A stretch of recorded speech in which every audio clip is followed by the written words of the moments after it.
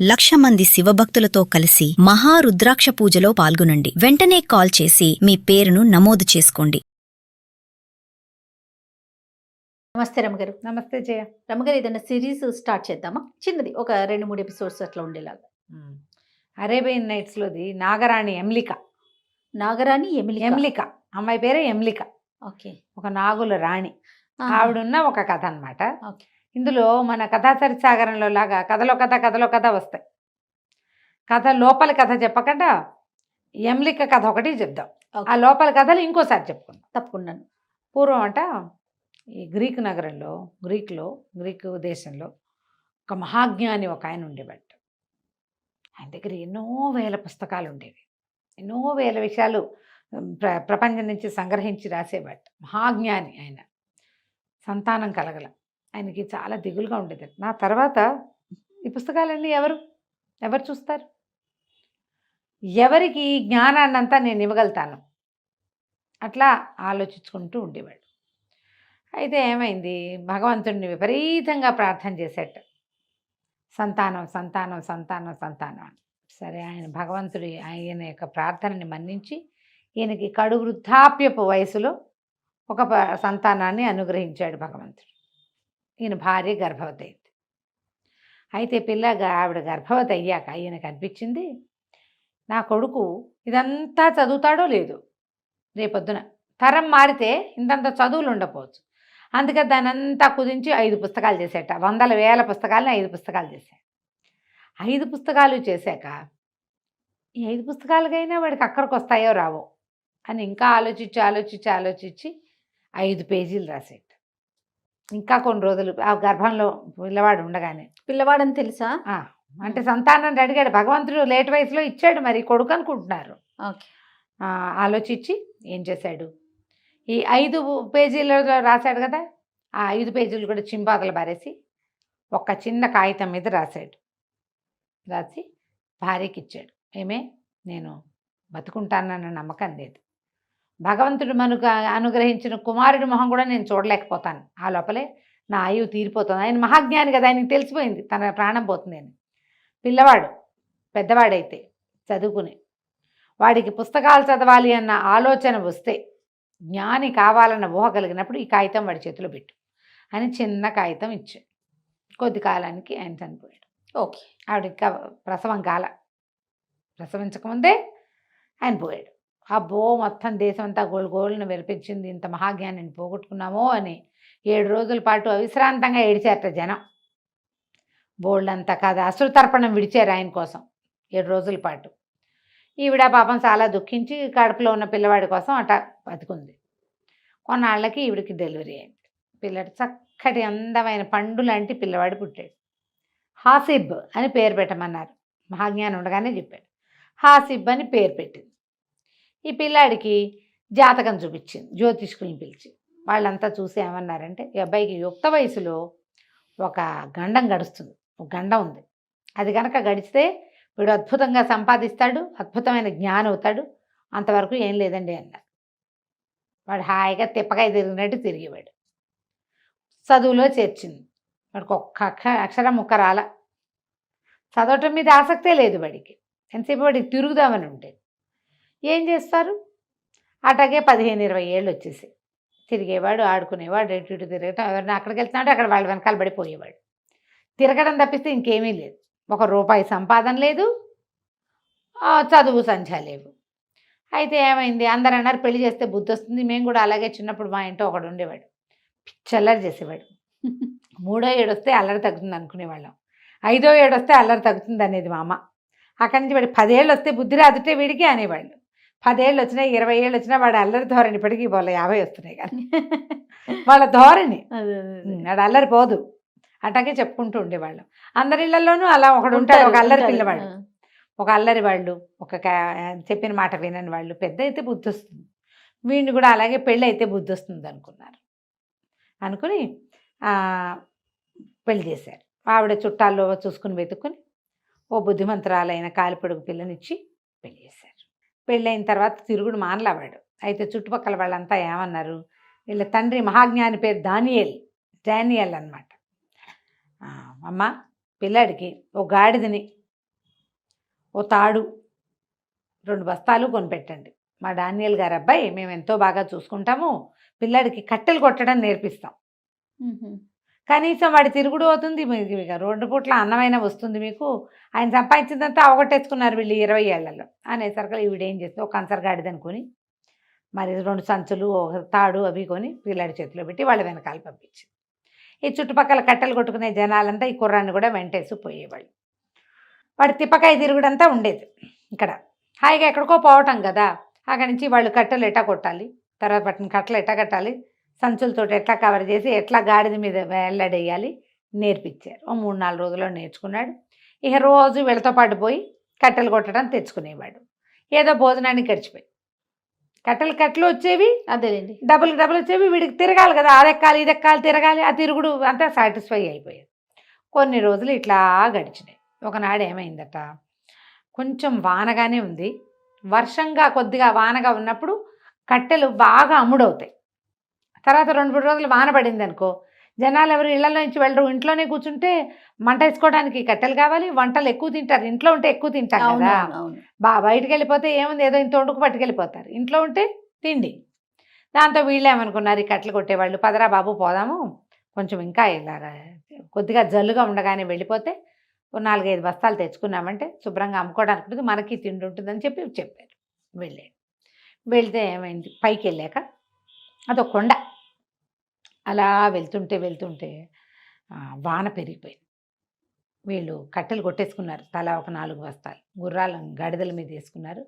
ఇక ఒక దశలో ఎలాంటి వాన వచ్చిందంటే రోజువారీ దారి మర్చిపోయి ఏదో ఒక పక్కకి వెళ్ళిపోయారు. అయ్యో, వెళ్ళిపోతే వీళ్ళు ఏమనుకున్నారు, అక్కడ ఏదో గుహ అంటుంది, అందులో ఒకళ్ళిద్దరికి ఆ దారి తెలుసు, అది అవతల ఊరికి వెళ్ళే దారి, ఇక్కడ ఒక గుహ ఉంది, గుహలో తలదాచుకుందాం, అంతగా అయితే తెల్లారేదాకా ఉందాము, పొద్దున ఏవో రొట్లు గిట్లు తెచ్చుకుంటారు, అందరి దగ్గర 2-3 మిగులుతాయి, సాయంత్రం వెళ్ళేటప్పుడు కొరుకు తినేందుకు, ఉన్నవేవో ఉంటాయి, రాత్రికి వెచ్చగా పడుకున్నామంటే తెల్లవారి వాన దగ్గరికి వెళ్ళిపోదాం, చీకటి పడిపోతుంది అనుకుని బాగా చీకటి మాటున ఆ గుహలోకి వెళ్ళారు.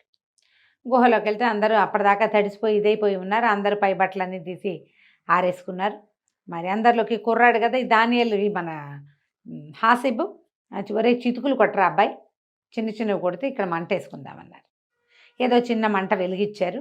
ఇది కుర్రాడు ఏం చేస్తున్నాడు, చితుకులు కొట్టడం మొదలుపెట్టాడు. కొడితే తమాషా సౌండ్ వచ్చింది. నేల మీదకి గొడ్డలు పడ్డప్పుడు నేల మీద పడ్డ సౌండ్ వేరు, బోల్ శబ్దం వేరు కదా, దీని కింద ఏదో ఉందనుకున్నారు. అంతా మట్టి అంతా జరిపి చూశారు, మంట చితుకులన్నీ వేసి మంట పెద్దది చేసి ఆ మంట వెలుగులో చూస్తే అక్కడ ఒక రాతి తలుపు లాంటిది ఉంది. ఆ తలుపు ఉండేసరికల్లా బోలు శబ్దం వస్తుంది అనమాట. వీళ్ళు ఏం చేశారు, ఆ మంట అంతా పెద్దది చేసి ఈ ఉన్న వాళ్ళలో ఒకటి దగ్గర గుణపము పార అవి ఉన్నాయి, ఆ గుణపాన్ని దానికి పోటెత్తిచ్చి పైకి లేవదీస్తే లోపలికి చూస్తే కాగడాలు పెట్టి చూస్తే అదొక భూగృహంలాగా ఉంది.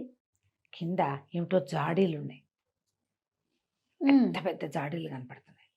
ఆశ్చర్యపోయారు, అయ్య బాబోయ్ ఏదో నిధిరోయ్, వీడు భలే దొరికాడు, భలే ఉంది, ఆసిబుకి బాగా దొరికింది అని చెప్పి, ఒరే నువ్వే అందరిలోకి చిన్నపిల్లాడివిరా, దిగు నువ్వని తాడేసి వండి దించారు. బాగా లోతుగా ఉన్నాయి, అంత లోతు దించారు. దించితే ఒక 60 పీపాల దాకా ఉన్నాయి, 40 నుంచి 60 దాకా ఉన్నాయి. అందులో ఏముందో ఎట్లా తెలుస్తుంది, వీడేం చేశాడు, కిందకి దిగిన వాడు గొడ్డలు ఉంది వీడి దగ్గర, ఒక దాని పగలగొట్టాడు. పగలగొడితే తీరా చూస్తే తేనె ఉంది, అందులో తేనె. గట్టిగా కేకలు పెట్టాడు, తేనుందని తాడు కొంచెం అంటించి పైకి పంపించాడు. సరే తాడు అంతా చూసుకున్నారు వాళ్ళు, ఇదేమిటి తేనుంది, అయ్యో నిధి నిక్షేపం ఉంటాయి అనుకుంటే దిక్కుమాల తేనుంది. అయినా తేనె కూడా చాలా ఖరీదు ఆ రోజుల్లో, ఏదో ఇంత దొరుకుతుంది, ఇంతంత మనిషి ఎత్తున్న పీపాలు 40కి పైగా. అక్కడి నుంచి ఏమన్నారు, అరే తాళ్ళు కట్టి ఒక్కొక్క దాన్ని పైకి లాగేద్దానరా అని చెప్పేసి 2 తాళ్ళు వేసి ఒక్కో పీపాకి వీడి కింద తాడు కట్టడం, ఆ ఉన్న వాళ్ళంతా లాగాడు. వీడు లాగక్కర్లా, పీపాకి తాడు కట్టడమే, ప్లాండ్గా తాడు కడితే అటు ఇటు బెసకుండా పైకి లాగేసి మొత్తం పీపాలన్నీ పైకి లాగేశారు. లాగేశాక వాళ్ళు 5గురు ఉన్నారు, పీపాలు 50 ఉన్నాయి. ఇప్పుడు హాసిబుని కూడా పైకి లాగితే 50 డివైడెడ్ బై 6 అవుతుంది. లేదనుకో 50 డివైడెడ్ బై 5 ఒక్కళ్ళకి 10 వస్తాయి. ఊరు దొంగ మొహాలు. వీడికి ఇంకా పని రాదు, ఏమీ రాదు, ఈ అడవిలో మొదలుపెట్టి 15-20 రోజులైంది, వీడికి ఎందుకు వాటా ఇవ్వాలి, వీడు ఎందుకు పనికి మాలేని వాడు, వీడికి వాటా ఇవ్వటం ఇష్టం లేదు వాళ్ళకి. కామ్గా ఏం చేశారు, థర్డ్ పైకి లాగేశారా? తాడు పైకి లాగేసి ఆ, వెళ్ళిపోయారు. గుర్రాల మీద, గాడిదల మీద ఉన్న మొత్తం కట్టెలన్నీ బాధేసేసి ఆ ఉన్న గాడిదల మీదకి ఇవి చేర్చుకుని అలాగా పట్టుకుపోయారు బయటికి. వీడు ఈ పనంతా అయ్యేసరికి రాత్రి మొదలెట్టారు. తెల్లారిపోయింది. తెల్లవారాక కేకలు, ఇంతలో నిద్ర వస్తుంది అన్నాడు. వాళ్ళు పడుకో కాసేపు పడుకో, ఏం పర్వాలేదు, పైకి లాగుతాను, లాగి అలసిపోయినా అంటే నిద్రపోయాడు.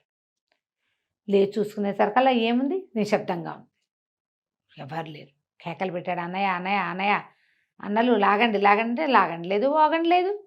ఈ మొత్తం పీపాల ప్లేస్ అంతా ఖాళీగా ఉంది. ఆ వెళ్ళిపోయిన వాళ్ళు ఏం చేశారు, ఈ తేనెని కేజీల లెక్కన చొప్పున అమ్ముకున్నారు. ఒక్కొక్క పీపాలో దాదాపుగా 100 కిలోలు ఉంది. ఎంత డబ్బు వచ్చింది?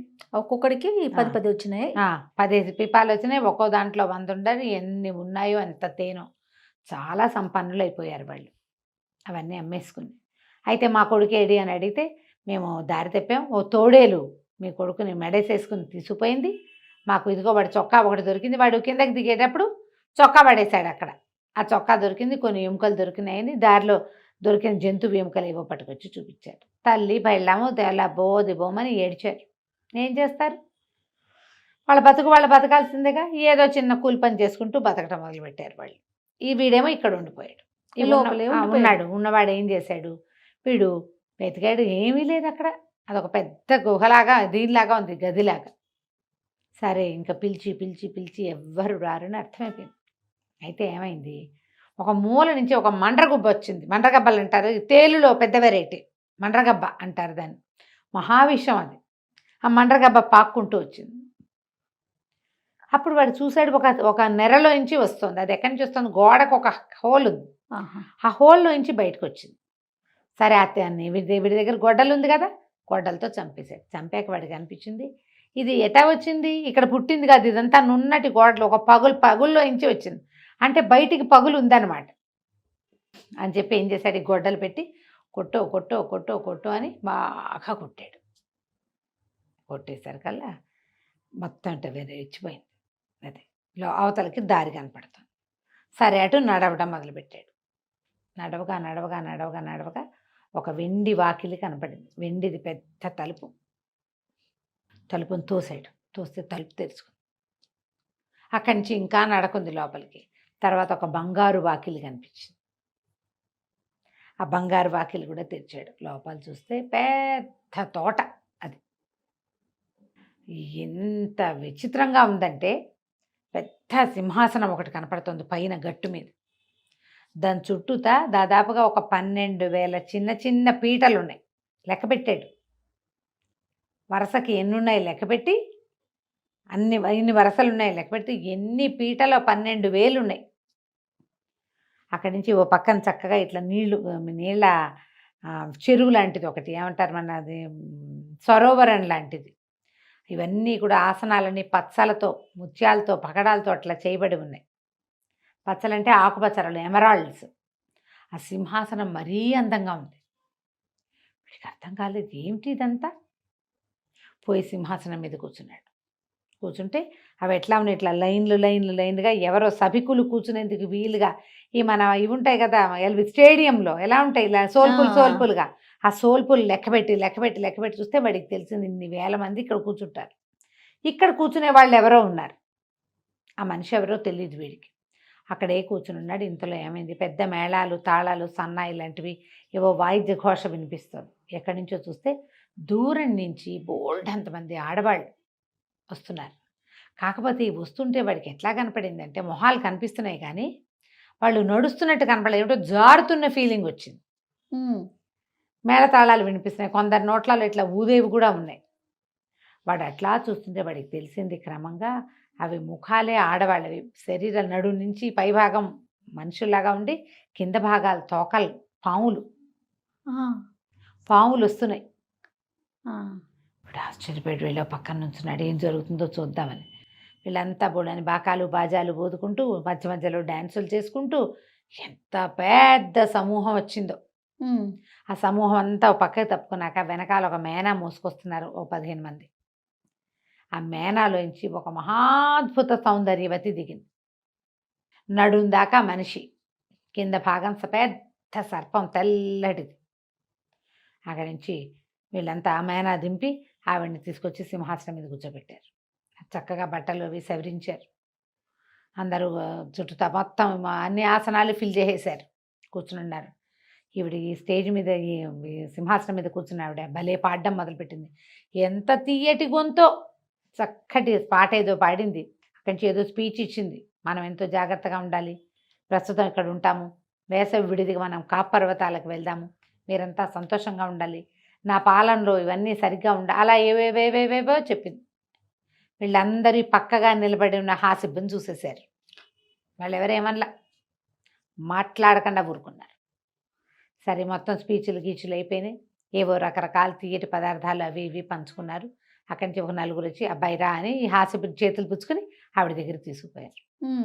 వస్తే ఓ పీట మీద కూర్చోబెట్టింది. అబ్బాయి, ఎవరు నువ్వు, ఏమిటి నీ పేరు, ఎందుకు వచ్చావు అంటే, వీడు నేను ఫలానా అండి, అక్కడ తేనె డబ్బాలు కనపడ్డాయి, నా స్నేహితులంతా తీసుకుపోయారు, నేను తీసుకోలేకపోయాను, ఇలా అయిపోయింది, నేను వెతుక్కుంటూ ఇటు వచ్చాను, ఎటు వెళ్ళాలో తెలియక వచ్చానంటే ఆవిడ చాలా సంతోషించింది. నా పేరు యమ్లిక, నేను నాగుల రాణిని, ఇది శీతాకాలపు విడిది, అదే వర్షాకాలం ఇక్కడ ఉంటాను నేను, ఎండాకాలపు విడిది వేసవకాలపు విడిది కాప్ పర్వతాల్లో ఉంటాను అని చెప్పి, నువ్వు చాలా అలసిపోయి ఉంటావు, ఆహారం లేకుండా ఉంటావు, ఈ పిల్లవాడికి ఆహారం పెట్టండి అంటే వాళ్ళు చక్కగా మంచి ఫుడ్ పట్టుకొచ్చారు. అంతా తిన్నాడు హాయిగా.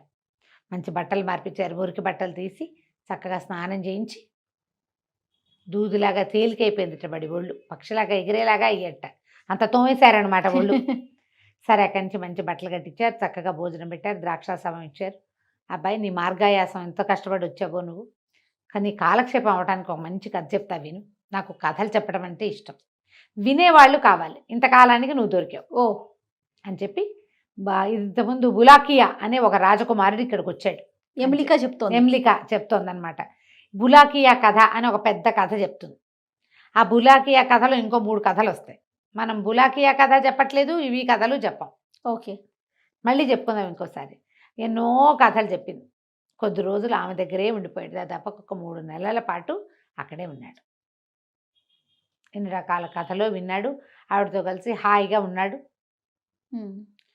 అయితే ఈవిడేమంది, ఒకరోజు చెప్పింది, నువ్వు ఎంత చక్కగా కథ వింటావు, ఎంతో శ్రద్ధాళువి, చక్కగా గుడ్ కంపెనీ ఇస్తావు నువ్వు, మరి మేము కాప్ పర్వతాలకు వెళ్తాం, నువ్వు నాతో పాటు రా, నాతోటి ఉండిపోదు కానీ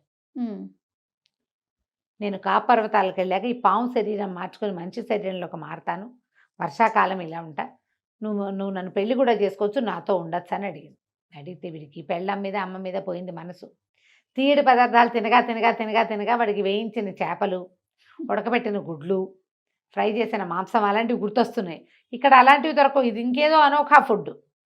అమ్మ పెళ్ళాము గుర్తొచ్చేస్తున్నారు. ఇతను బాగా బతిమలాడాడు ఆమెను.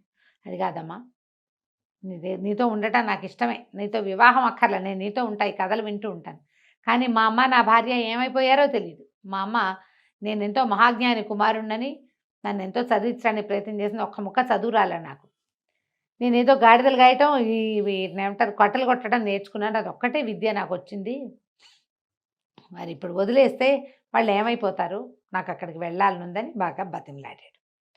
బతిమలాడేసరికల్లా సరే, ఆవిడ ఏం చేసింది, సరే నువ్వు వెళ్ళిపోతానంటే నేనేం చేస్తాను చెప్పు, నేను అలాగే వెళ్దుగానని ఒక సైనికురాలిని, ఒక సేనాపతిని తోడిచ్చి పంపించింది. ఇందులోంచి బయటపడి ఒక పాడుపడ్డ భవనంలో తేలాడు. ఆ భవనంలోంచి బయటకు వచ్చి తన ఊరు ప్రయాణం అయ్యాడు. ప్రయాణం అయ్యాక ఇతన్ని పంపించేస్తానని ఒప్పుకుంది కదా, తర్వాత ఏం జరిగింది?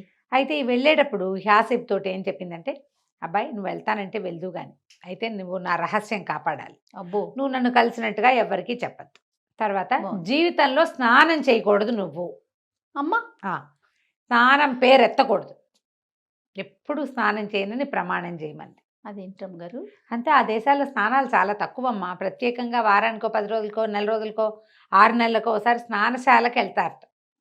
అక్కడ విపరీతంగా రుద్దించుకోబడి బాగా వేడివేడి ఆవిరి స్నానాలు అవి చేసి హమయ అనుకుంటారు, మళ్ళీ ఎప్పటికో వెళ్తారు స్నానశాలలకి. ఇళ్లలో బాత్రూములు ఉండవు, అది కామన్ వాళ్ళకి. ఈ అరేబియన్ కథల్లో స్నానశాలకు వెళ్ళటం,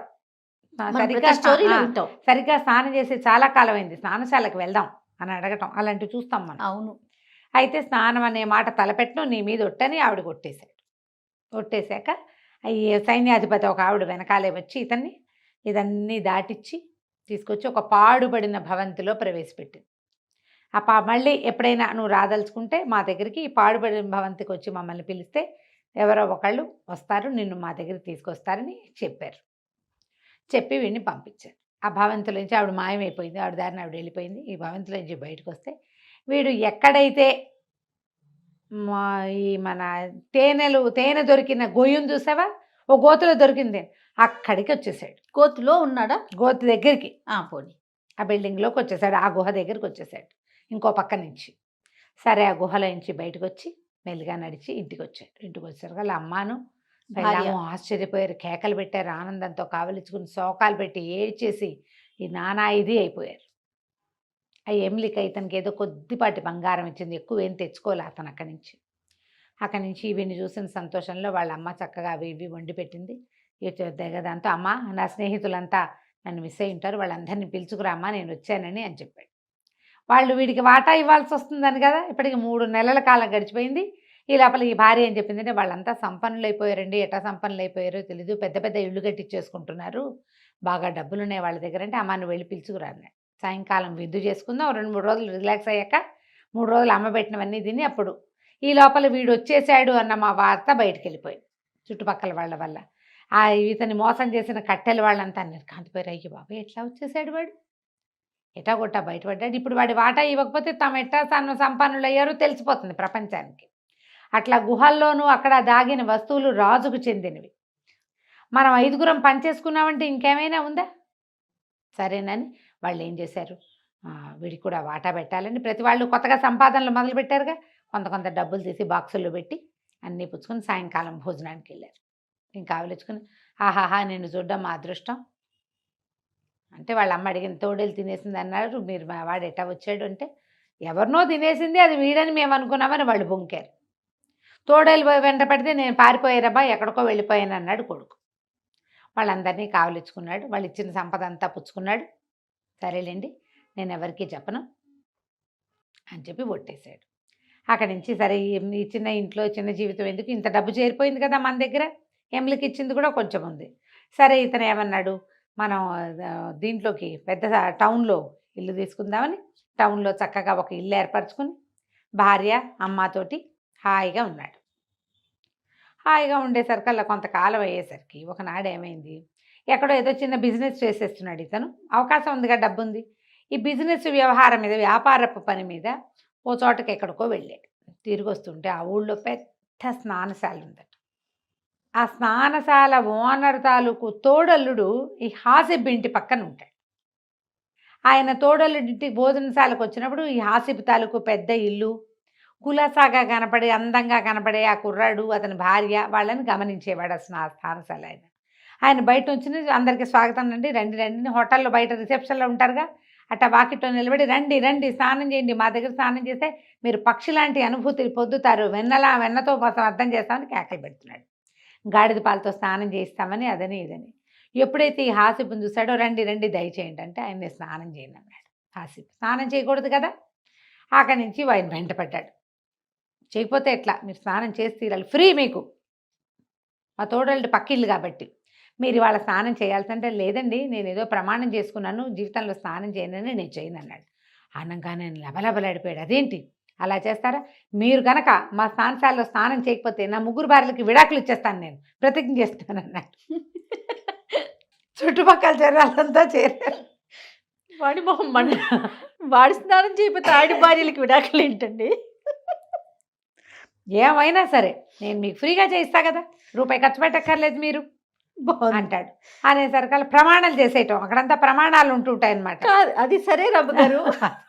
ఈ వాక్యం చదివేటప్పుడు జయ ఇలా అంటుందని ఊహించా జయ, వీడు మొహం మండ, వాడెవడో స్నానం చేయటువంటి వీడి పిల్లలకి విడాకులు ఇవ్వటం ఏమిటి, అక్కడ అలా అయిపోయేవి. మరి అక్కడికి చుట్టూ జనాలంతా చేరారు. జనాలంతా అదేంటండి ఆయన ఇంత పెద్ద ప్రతిజ్ఞ చేస్తే, అదే కదా, ఆ పెళ్ళాలు ఉసురు పోసుకోవద్దు, మీరు స్నానం చేసి తీరాలి, మీరు ప్రమాణం తప్పితే ఏం ప్రాబ్లమ్స్ వస్తాయి అవన్నీ మేము తీరుస్తామంటారు.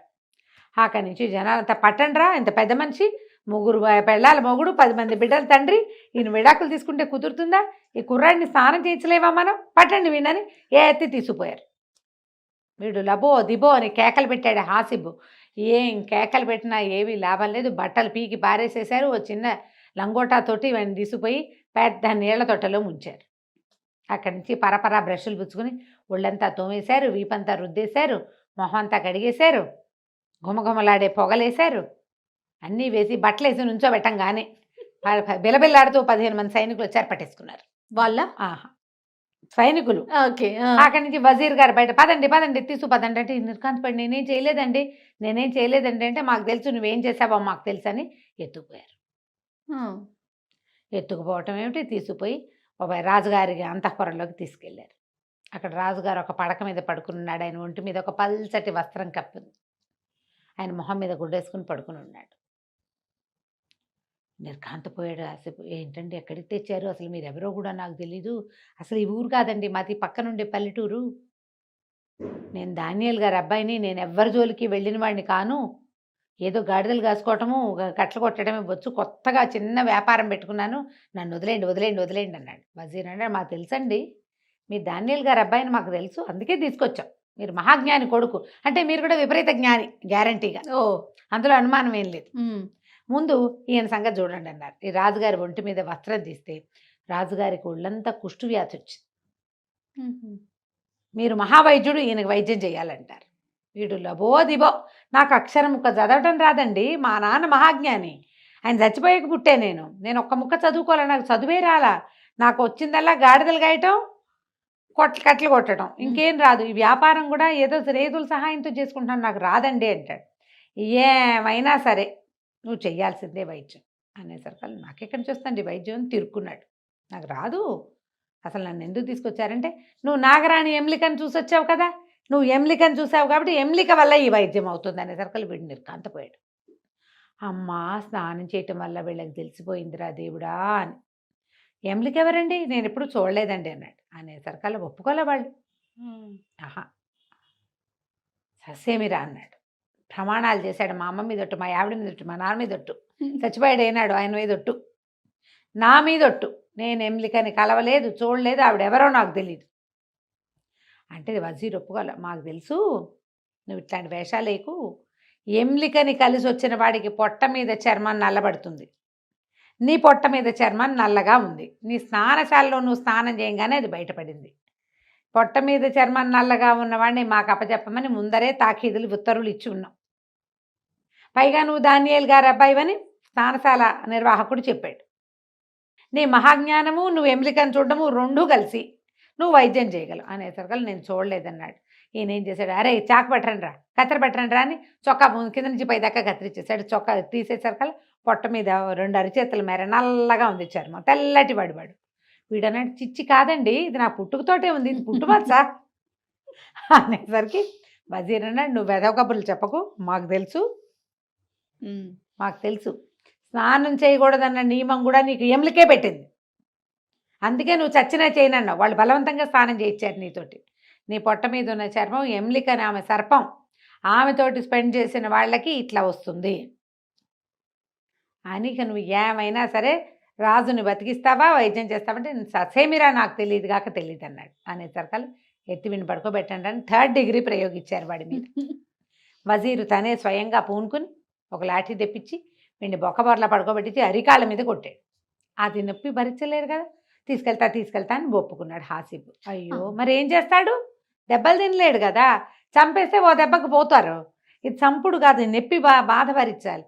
అక్కడి నుంచి ఏం చేస్తాడు, ఈ గుంపునంతా వెంటేసుకుని ఆ వజీర్ని తీసుకుని సైన్యం అంతా కింద నుంచున్నారు, వజీర్తో కలిసి పాడుబడ్డ భవనంలోకి తీసుకుపోయి రాణి ఎమ్లిక, నాగరాణి ఎమ్లిక, హాసిబ్ని వచ్చాను, నన్ను కరుణించు, కటాక్షించు, కాపాడు అని కేకలు పెట్టేసరికి కొంచెం సమూహంతో కలిసి ఆ ఎమ్లిక డింగమని అక్కడ ప్రత్యక్షమైంది. ఇక్కడ దాకా సర్పం, కిందంతా పాము చుట్టలు చుట్టుకుని పైభాగం మాత్రం స్త్రీ స్వరూపంలో ఉన్న మహాసౌందర్య రాజైన నాగరాణి వచ్చింది.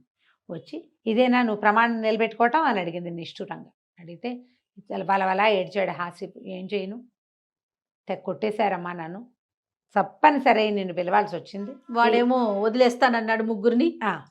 ఆ ఎమ్లిక దగ్గర ఒక రకమైన పాలు దొరుకుతాయి, ఆ పాలు తాగితేనే ఈ కుష్టు పోతుంది, అది దొరకకపోతే చచ్చిపోతారు. ఆ ఎమ్లిక దగ్గర నుంచి తేవాలి ఆ పాలు. ఆమె ఉండే లోకంలో అలాంటి ఒక ప్రత్యేక ఆసవం దొరుకుతుంది. ఆమె చేతి స్పర్శ తగిలితేనే అవి పనిచేస్తాయి. ఓహో. అవి అలాంటి చెట్లు మనకి భూలోకంలో ఉన్న అవి పనిచేయవు. ఆమె ఉండే చోట్లోనే ఉంటాయి. అక్కడి నుంచి ఏడ్చి శోకాలు పెట్టాడు. ఆవిడ నాకు తెలుసులే నిన్ను వీళ్ళు బలవంత పెట్టారని నాకు తెలుసు, సరే ఓ పని చేద్దామని ఆవిడ ఏం చేసింది, 2 సీసాలు తీసింది. ఓ సీసా మీద గుర్తుపెట్టింది, ఇదిగో ఇది రాజుకివ్వు, రాజుకివ్వు. ఈ 2వ సీసా నిన్ను కొట్టాడే ఆ వజీర్కివ్వు అని చెప్పి. ఆ ఎమ్లిక దగ్గర నుంచి వచ్చిన పాలు తాగిన వాళ్ళకి యవ్వనం వచ్చేస్తుంది, వృద్ధాప్యం పోతుంది, చాలా కాలం మరణించేదాకా వాళ్ళకి ఏ జబ్బు చేయదు. 2 సీసాలు తీసుకోమని వాడిని బలవంత పెట్టాడు ఆయన. ఈవిడ 2 సీసాలు ఇచ్చింది. 2వ సీసా వజీర్కి. ఈ 2 సీసాలు పుచ్చుకొని ఎమ్లికి బాయ్ బాయ్ చెప్పి ఆ వజీర్కి చెప్పింది, మళ్ళీ పిలిస్తే రాను అని చెప్పేసింది. మాయమైపోయింది. వజీరు హాసిబ్బు పరివారంతో సహా రాజుగారి దగ్గరికి చేరారు. సరే జబొడ్లో దోపి పెట్టుకున్నాడు, అంగీకి దట్టీలు పెట్టాడు. ముందు గుర్తు పెట్టింది రాజుగారికి తీసిచ్చాడు. రాజుగారు దండాలు పెట్టి బోల్డని పరాకులు చెప్పి, మీ నాన్న మా గొప్పవాడు అవటం వల్ల నాయన నువ్వు దొరికావు నాకని ఆ పాలను ఎత్తి నోట్లో పోసుకున్నాడు. ఆ సీసా ఎత్తి, చిన్న సీసా పోసుకునేసరికి తుప్పు రాలిపోయినట్టు ఒంటిమించి కుష్టు వ్యాధి అంతా రాలి పడిపోయింది. రాలిపోయింది మొత్తం ఒంటిమించి. తెల్లగా బంగారపు వర్ణంలో మెరిసిపోవటం మొదలుపెట్టింది స్కిన్. రాజుగారు మొత్తం వాళ్ళు వీళ్ళు అందరూ వచ్చి రాజుగారి శరీరం అంతా తుడిచి చక్కగా బట్టలు ధరిపించేశారు. అక్కడి నుంచి వజీర్ అన్నాడు, ఆ 2వ సీసా ఎందుకు, ఇవ్వు నాకు ఇవ్వని తీసుకున్నాడు. వీడు చూస్తుండగానే ఆ 2వ సీసా బిరడా ఓడదీసి ఎత్తి నోట్లో పోసుకున్నాడు ఆ పాలు. వీళ్ళు చూస్తూ ఉండగానే ఆ వజీర్ ఇటా ఇటా ఇటా ఇటా ఇటా ఉబ్బిపోయి ఢామ్ అని పేలిపోయాడు. బెలూన్ పేలిపోయినట్టు మాంసఖండాలు పడిపోయినాయి మొత్తం గదంతా, అంతఃపురం అంతా. వెంటనే అందరికీ అర్థమైంది, వీడేంటి రాజుగారి వైద్యం కోసం ఇంత ప్రయత్నం చేస్తే తను కూడా హెల్తీగా యంగ్గా అయిపోవడం కోసం ఈ కుర్రాడిని బెదిరించి అవేవో తెప్పించాడు. మరి రాణి ఊరుకుంటుందా? వీడి కుర్రాడి కంటే వీడి ఇంటెన్షన్ తెలీదు. అదే కదా, ఆవిడకి తెలుసు కదా, దేవత కదా. అక్కడి నుంచి మొత్తం మాంసఖండాలన్నీ ఏరేసి పదిపెట్టేశారు. రాజుగారు ఎంతో సంతోషించి ఒక అనంతమైన సంపదని ఇచ్చి ఇతనికి హాసిబ్కి ఒక పెద్ద భవనం ఇస్తున్నావు, నీ పాత ఇంట్లో మీ పని వాళ్ళు ఉంటారు, నీ బానిసలంతా, నువ్వు చక్కగా నీ కొత్త ఇంట్లో ఉండని పెద్ద ఇల్లు ఇచ్చి పెద్ద ఉద్యోగం ఇచ్చి సలహాదారుగా తన దగ్గర ఉంచుకున్నాడు. వీడు ఇంటికి పోయి సంతోషంగా ఉన్నాడు. వాళ్ళ అమ్మని అడిగాడమ్మా, ఇప్పుడు విశ్రాంతి వచ్చింది, మనం ఏం పని చేయక్కర్లా, హాయిగా ఇప్పుడు చదువుకుంటాను నేను అని చెప్పి చదువు మొదలుపెట్టాడు. చదువుకోవటము రాయటము నేర్చుకున్నాడు. చదవను రాయను అన్నీ వచ్చాక వాళ్ళ అమ్మని అడిగాడు, మా నాన్న బోల్డని పుస్తకాలు రాశాడని అందులో ఏవో నా కోసం కొంత దాచాడని అన్నావు కదమ్మా, ఏం దాచిపెట్టాడు అంటే, మీ నాన్న మొత్తం అనుభవసారం అంతా ఒక కాగితం మీద రాశాడయ్యా, నీకు చదవను రాయను వచ్చి నువ్వు జ్ఞాన సముపార్జన చేశాక నువ్వు పెద్ద మహాజ్ఞానం తెలుసుకోదలుచుకున్నప్పుడు ఈ కాగితం నీకు ఇమ్మన్నాడని పట్టుకొచ్చింది. ఆ కాగితం మీద ఏముంది, వాళ్ళ నాన్న మొత్తం పుస్తకాలని సముద్రంలో బారేశాడు. ఏముందంటే, జ్ఞానము వృధా, కేవలం భక్తే ముఖ్యం, భగవంతుని కుమారుడు భూమి మీద పుట్టబోతాడు, మహమ్మద్ ప్రవక్త అన్నమాట, ఆయనే అన్నిటి సరిచేస్తాడు అని రాయబడి ఉంది. నువ్వల్ల ఆయన ఫాలో అయితే చాలు. అదొకటి అతడు ఆయన పుస్తకాలు చదివి చివరికి భగవంతుడి మీద భక్తి కలిగి ఉండాలి అని కనిపెట్టాడనమాట. ఆ వాక్యాలు రాసుకుని ఆ వాక్యాలు చదువుకుని ఆ తర్వాత ఇతను భగవంతుడు పుట్టడం, భూమి మీద కుమారుడు పుట్టడం కోసం వెయిట్ చేశాడని చెప్తారు కథ కంచికి మనం ఇంటికి. చాలా బాగుంది. మధ్యలో ఉన్న బులుకి ఆ కథ అవన్నీ మెల్లిగా చెప్పుకుందాం. నమస్తే. నమస్తే.